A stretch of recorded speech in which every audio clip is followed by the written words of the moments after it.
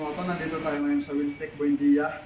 I-review nga pala natin ang kanilang bagong labas na Yamaha Techmax NMAX. Okay, B3 na siya mga ka-best moto. Unahin na nga natin pala yung kanya under-seat storage. Siyempre kukuhain mo natin yung susi. Nandito lang sa bulsa sa kanan. Okay, hinilahin na natin para makuha yung kanyang susi. Ito ang kanyang susi, dalawa. Tapos meron siyang remote. Okay, keyless siya mga ka-best moto.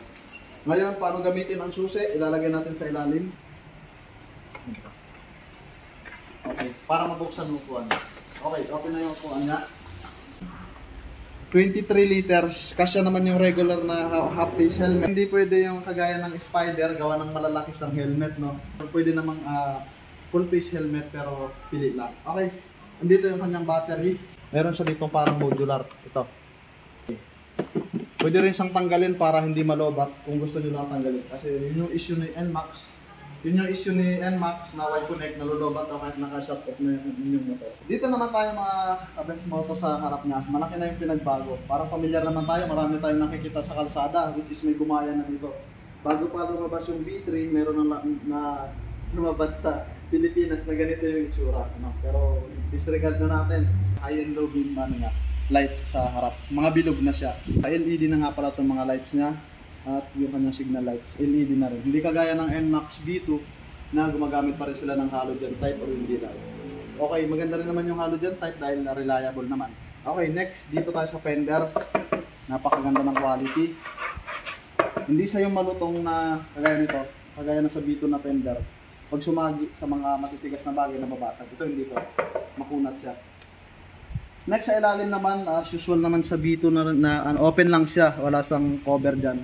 Pwede kayo mag-extend dito ng fender o yung extender ng pinapasadya aftermarket para hindi pumasok yung mga dumi-ron. ABS nga pala to, harap at likod. Dito, naka-inbox pa rin yung kanyang Yamaha logo. Ganon pa rin ang kanyang pipe. Ang heat guard niya, parehas pa rin sa B2. Then naiba yung design ng kanyang radiator. Dual shock sa likod na may pinagbago, meron na siyang baso dito. Hindi katulad sa dito na wala pa to. Pero hindi siya adjustable. Kung gusto niya magkaroon ng adjustable, yung bababa yung shock niyo, aftermarket na siya. Mga tropa, tingnan natin yung panel board niya o yung dashboard. Para siyang X-Max. Na-activate na sa isa lang yung remote niya. Pag nailayo mo ng konti yung kanyang remote, hindi mo agad mabubuksan. Okay. Kailangan nakalapit lang sa kanya lagi yung remote. Ayan yung dashboard niya. Nagdalawa na yung kanyang may hati sa gitna. Dito yung pinaka RPM niya, dito yung speedometer at yung fuel gauge. Okay. So maganda na siya. Ito yung turbo yung version 3 NMAX. Ngayon meron siya ditong gear shift, ayan para sa turbo niya. Hanggang 3 yan. Okay. As usual naman dito, meron din siyang hazard, switch, push start, then yung stop and start system. Okay, meron siyang menu dito para dun sa ayun, makikita mo lahat. Mayroong music. Hindi ka mag sound trip, may music ka. Music, okay. Ayan low beam, then sa adjustan ng oras andito. Wala siyang passing light. Meron siya dito yung menu niya, ipindutin lang natin.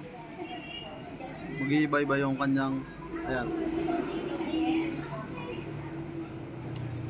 Ayan. Dito mo rin si switch naman kung ano yung hahanapin mo doon. Fuel consumption niya, oras, voltmeter, ayan nasa baba. Battery voltage niya para makita mo. Click-click mo lang to. Parang di keypad na cellphone. Lupit pala na ito. New technology. Okay. Nandito yung kanyang button para ma-access mo yung kanya. Ay, may busina. Ay, low beam switch.